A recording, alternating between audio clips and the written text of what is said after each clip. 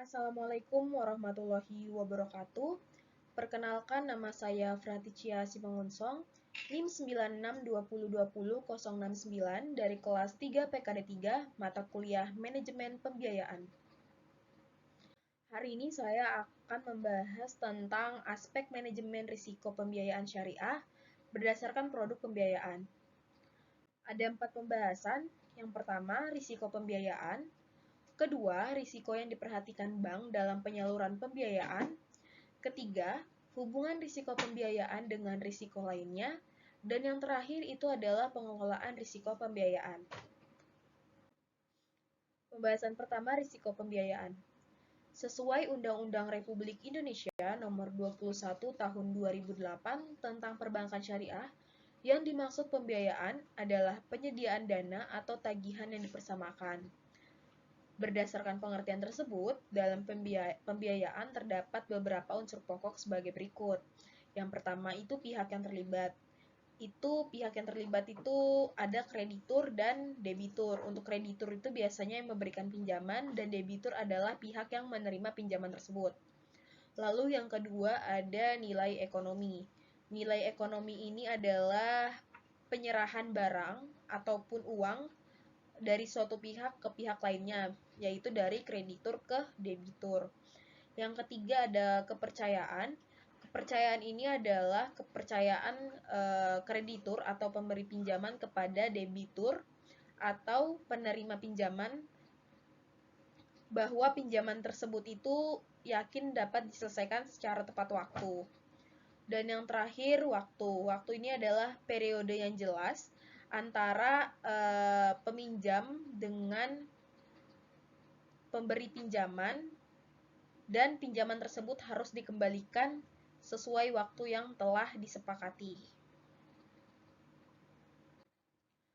Selanjutnya, itu tindakan pokok dalam pengelolaan risiko. Yang pertama itu ada identifikasi risiko dan pemetaan risiko. Jadi tindakan ini tuh erat kaitannya dengan kemampuan kita dalam menganalisa dan memprediksi berbagai kejadian yang akan dihadapi oleh setiap orang ataupun organisasi tertentu.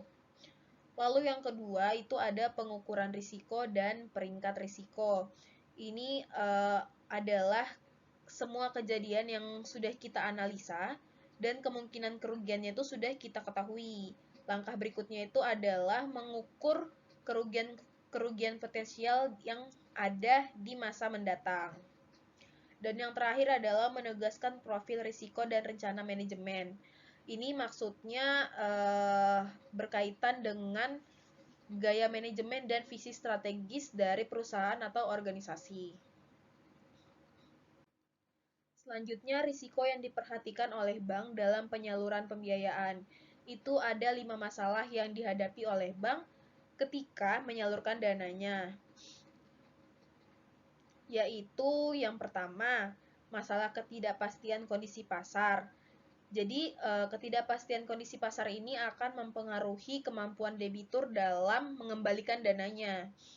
Baru yang kedua, perbedaan nilai jual agunan pada waktu kontrak dan ketika terminasi. Hal ini mengarah kepada resiko tidak kembalinya modal jika debitur mengalami gagal bayar. Lalu yang ketiga, masalah kredibilitas informasi yang diberikan debitur pada waktu pengajuan proposal pembiayaan. Masalah ini memicu terjadinya ketidakseimbangan informasi antara bank dengan debitur.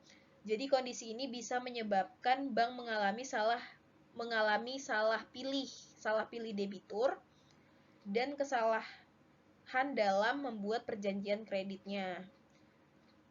Baru yang keempat itu masalah granularity akibat banyaknya debitur yang dibiayai namun nilainya kecil-kecil. Dan yang terakhir, masalah ketidakmampuan bank dalam membedakan sebab terjadinya bayar debitur. Kegagalan bayar ini dapat disebabkan oleh faktor kemampuan keuangan atau ketidakadaan itikat baik dari debitur untuk mau membayar utang tersebut.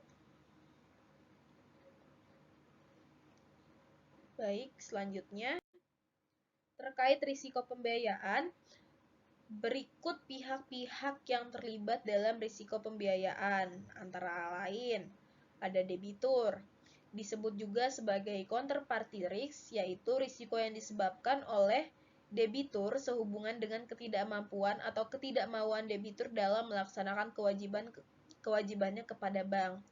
Nah, counterparty risk ini terdiri atas obligor risk, collateral risk, dan legal risk.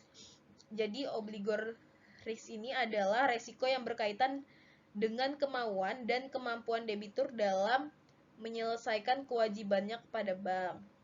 Terus untuk collateral risk ini merupakan resiko yang berkaitan dengan pemenuhan jaminan yang diberikan oleh debitur kepada bank untuk mengcover pinjaman yang telah ia terima.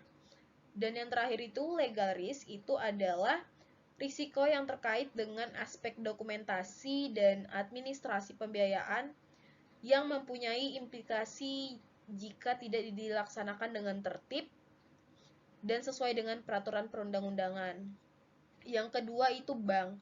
Risiko yang terjadi karena kesalahan bank dalam melakukan analisis terkait pemberian pembiayaan sehingga fasilitas yang diberikan tidak sesuai dengan peruntukannya. Jangka waktu pembiayaan tidak sesuai, over atau under facility, atau fasilitas yang diberikan sebenarnya tidak layak untuk diberikan fasilitas pembiayaan. Jadi untuk bank sendiri itu biasanya juga bisa salah dalam melakukan analisis pemberian pembiayaan kepada debitur. Selanjutnya ada negara. Disebut juga country risk, yaitu risiko yang terjadi akibat ketidakmampuan debitur dalam memenuhi kewajibannya karena beroperasi pada suatu negara, kebijakannya tidak mendukung aktivitas usaha debitur. Jadi selanjutnya itu risiko pembiayaannya dari pihak-pihak tersebut itu bisa mengandung 3 komponen, yaitu peluang gagal bayar atau probability of default, yaitu ketidakmampuan debitur dalam memenuhi kewajibannya kepada bank. Yang kedua, exposure pembiayaan atau exposure financing, yaitu berkaitan dengan potensi jumlah kerugian jika debitur tersebut itu mengalami gagal bayar. Dan yang terakhir, tingkat pemulihan atau recovery rate, yaitu tingkat pengembalian pembiayaan yang telah gagal bayar sebagai upaya pemulihan kinerja bank. Selanjutnya, hubungan risiko pembiayaan dengan risiko lainnya. Yang pertama itu ada market risk. Market risk ini merujuk kepada risiko yang disebabkan dari setiap perubahan aset atau kewajiban. Yang kedua, ada liquidity risk, itu merujuk kepada ketidaksanggupan bank untuk memenuhi kewajiban yang jatuh tempo dalam penyelesaiannya. Jadi bank ini tidak dapat menjual atau memperdagangkan barang yang dimilikinya karena ketidaktersediaan pembeli untuk barang atau dana tersebut. Lalu operating risk itu kegagalan proses internal atau sistem. Itu termasuk sistem teknologi, sistem bisnis, ataupun perilaku dari organisasi. Selanjutnya ada interest rate risk, itu potensi penyimpangan beban biaya atau pendapatan karena fluktuasi bunga. Lalu foreign exchange risk itu perubahan nilai tukar suatu mata uang terhadap mata uang lainnya.